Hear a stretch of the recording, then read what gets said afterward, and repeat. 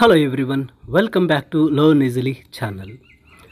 ಈ ಒಂದು ವಿಡಿಯೋದಲ್ಲಿ ನಾವು ಇಂಜಿನ್ ಟ್ರಬಲ್ ಬೈ ಆರ್.ಕೆ.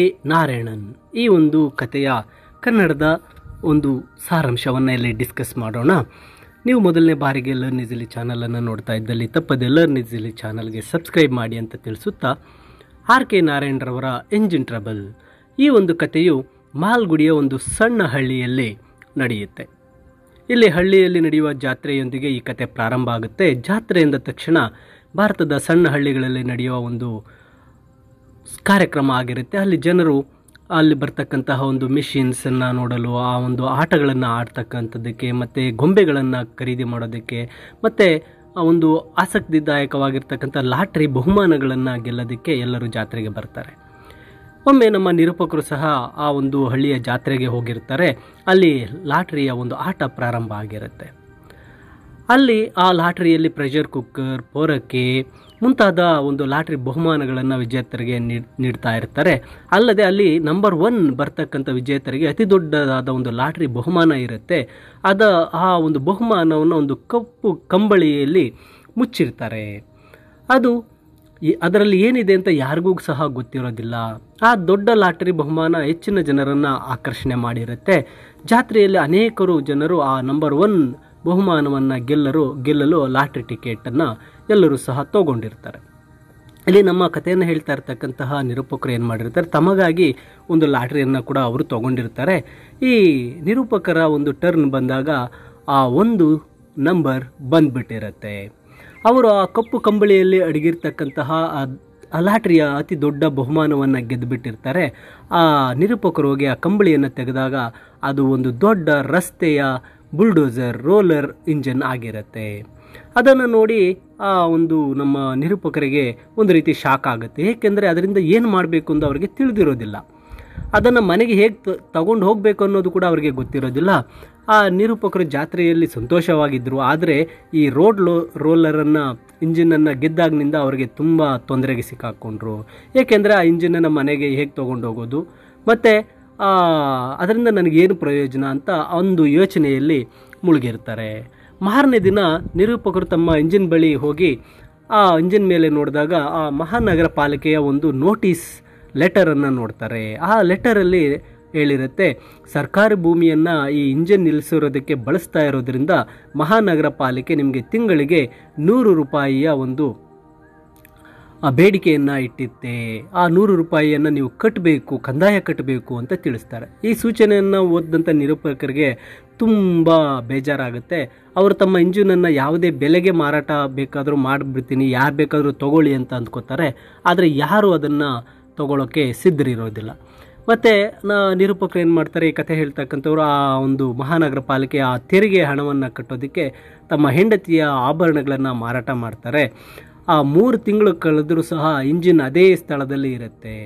ಕೊನೆಗೆ ಆ ನಿರೂಪಕರಿಗೆ ಆ ಪಾಲಿಕೆಯಿಂದ ಮತ್ತೊಂದು ಸೂಚನೆ ಬರುತ್ತೆ. ಅದರಲ್ಲಿ 24 ಗಂಟೆಗಳ ಒಳಗೆ ನಿಮ್ಮ ರೋಲರ್ ಇಂಜಿನನ್ನು ಯಾವುದೇ ರೀತಿಯಲ್ಲಿ ಇಲ್ಲಿಂದ ತೆಗೆದುಕೊಂಡು ಹೋಗಬೇಕು ನೀವು ಅಂತ ತಿಳಿಸಲಾಗಿರುತ್ತೆ. ಇದಕ್ಕೆ ನಮ್ಮ ಕಥೆ ಹೇಳ್ತಕ್ಕಂಥ ನಿರೂಪಕರಿಗೆ ತುಂಬ ದುಃಖ ಆಗುತ್ತೆ ಮತ್ತು ತುಂಬ ಅಸಮಾಧಾನ ಆಗುತ್ತೆ. ಅದಕ್ಕಾಗಿ ಅವ್ರು ಏನು ಮಾಡ್ತಾರೆ, ದೇವರ ಒಂದು ಸಹಾಯಕ್ಕಾಗಿ ದೇವಸ್ಥಾನಕ್ಕೆ ಹೋಗ್ತಾರೆ. ದೇವರಲ್ಲಿ ತಮ್ಮ ಒಂದು ಹೆಲ್ಪನ್ನು ಕೇಳೋದಕ್ಕೆ ಹೋಗ್ತಾರೆ. ಅವರು ತಮ್ಮ ದುಃಖವನ್ನು, ಆ ಕಥೆಯನ್ನು ದೇವಸ್ಥಾನದ ಪಂಡಿತರಿಗೆ ಹೇಳ್ತಾರೆ. ಪಂಡಿತರು ತಮ್ಮ ಇಂಜಿನನ್ನು ಸರ್ಕಾರಿ ಭೂಮಿಯಿಂದ ತೆಗೆದುಕೊಂಡು ಹೋಗಲು ದೇವಸ್ಥಾನದ ಆನೆಯನ್ನು ಬಳಸ್ಕೊಳ್ಳಿ ಅಂತ ಅನುಮತಿ ನೀಡ್ತಾರೆ. ಆನೆ ತಮ್ಮ ಇಂಜಿನನ್ನು ಸರ್ಕಾರಿ ಭೂಮಿಯಿಂದ ತೆಗೆದುಹಾಕುತ್ತೆ ಎಂಬ ಭಾವನೆ ನಿರೂಪಕರಲ್ಲೂ ಸಹ ಬರುತ್ತೆ. ಅವರಿಗೆ ಸಂತೋಷ ಆಗುತ್ತೆ. ಅಲ್ಲಿ ಮತ್ತೊಬ್ಬ ಪಂಡಿತ ಬಂದು ಹೇಳ್ತಾನೆ, ಇಂಜಿನ್ಗೆ ಒಂದೇ ಆನೆ ಸಾಕೋಗೋದಿಲ್ಲ, ಆದ್ದರಿಂದ ಒಂದು 50 ಜನ ಕಾರ್ಮಿಕರನ್ನು ನೇಮಿಸ್ಕೊಳ್ಳಿ, ಅವರು ನಿಮಗೆ ಹೆಲ್ಪ್ ಮಾಡ್ತಾರೆ ಅಂತ ಹೇಳ್ತಾರೆ.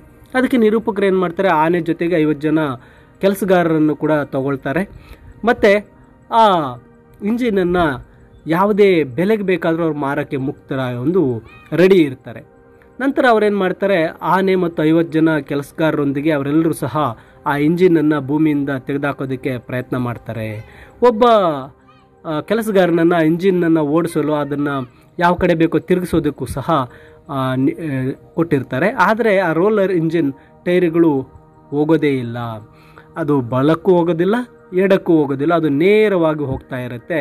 ಆ ರೋಲರ್ ಇಂಜಿನ್ ಮುಂದೆ ಇರತಕ್ಕಂತಹ ಒಂದು ಮನೆಯ ಗೋಡೆಗೆ ಬಂದು ಡ್ಯಾಶ್ ಮಾಡಿಬಿಡುತ್ತೆ.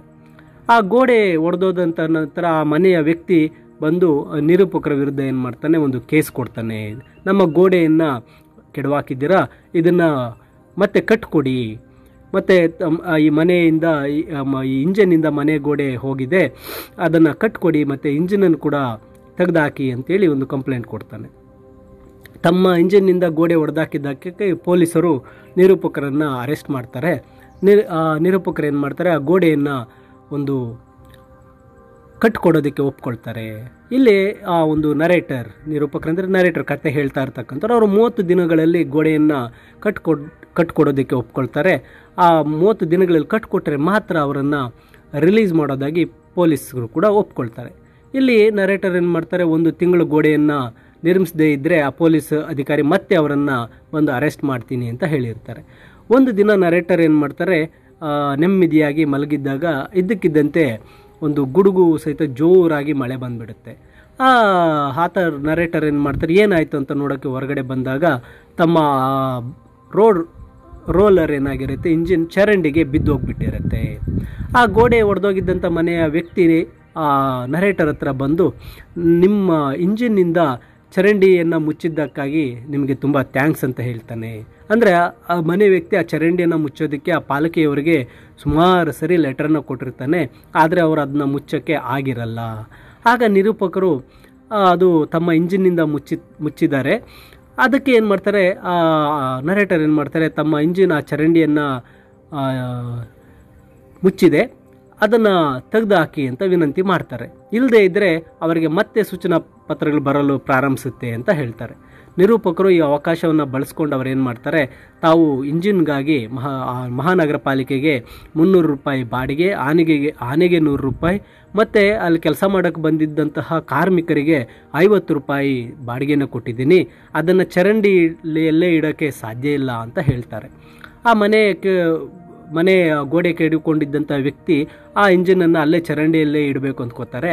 ಆದರೆ ನಿರೂಪಕರು ಇಲ್ಲ, ಇಷ್ಟೆಲ್ಲ ದುಡ್ಡು ಖರ್ಚು ಮಾಡಿದ್ದೀನಿ, ಚರಂಡಿಯಲ್ಲಿ ಅದನ್ನ ಇಡೋದಕ್ಕೆ ಸಾಧ್ಯ ಇಲ್ಲ ಅಂತ ಹೇಳ್ತಾರೆ. ನಂತರ ಆ ಗೋಡೆಯನ್ನು ಹೊಂದಿದ್ದಂಥ ವ್ಯಕ್ತಿ ಈ ನಮ್ಮ ನರೇಟರ್ ಮಾಡಿರ್ತಕ್ಕಂಥ ಎಲ್ಲ ಸಾಲಗಳನ್ನು ತೀರಿಸ್ತಾರೆ. ಕಥೆಯ ಕೊನೆಯಲ್ಲಿ ನಮ್ಮ ನರೇಟರ್ ಏನು ಮಾಡ್ತಾರೆ, ರೋಲರ್ ಇಂಜಿನ್ನಿಂದ ಮುಕ್ತಿಯನ್ನು ಪಡಿತಾರೆ, ಮತ್ತು ಅವರ ಎಲ್ಲ ಸಾಲಗಳು ಸಹ ಮನ್ನಾ ಆಗುತ್ತೆ. ಮೈ ಡಿಯರ್ ಸ್ಟೂಡೆಂಟ್ಸ್, ಇದು ಆರ್.ಕೆ. ನಾರಾಯಣರವರು ಬರೆದಿರ್ತಕ್ಕಂಥ ಇಂಜಿನ್ ಟ್ರಬಲ್ನ ಕಥೆಯ ಕನ್ನಡದ ಒಂದು ವಿವರಣೆ ಆಗಿರುತ್ತೆ. ಇಂಗ್ಲೀಷ್ ಸಮರಿಯ PDF ವಿಡಿಯೋದ ಡಿಸ್ಕ್ರಿಪ್ಷನ್ನಲ್ಲಿದೆ, ನೀವು ಡೌನ್ಲೋಡ್ ಮಾಡ್ಕೊಳ್ಬಹುದಾಗಿರುತ್ತೆ. ಹಾಗೂ ಇನ್ನೂ ಹೆಚ್ಚಿನ ವಿಡಿಯೋಗಳನ್ನು ನೋಡೋದಕ್ಕೆ ತಪ್ಪದೆ ಲರ್ನ್ ಈಸಿಲಿ ಚಾನಲ್ಗೆ ಸಬ್ಸ್ಕ್ರೈಬ್ ಮಾಡಿ, ಹಾಗೆ ಈ ವಿಡಿಯೋನ ನಿಮ್ಮ ಸ್ನೇಹಿತರಿಗೂ ಸಹ ಶೇರ್ ಮಾಡಿ ಅಂತ ತಿಳಿಸುತ್ತಾ, thank you for watching this video.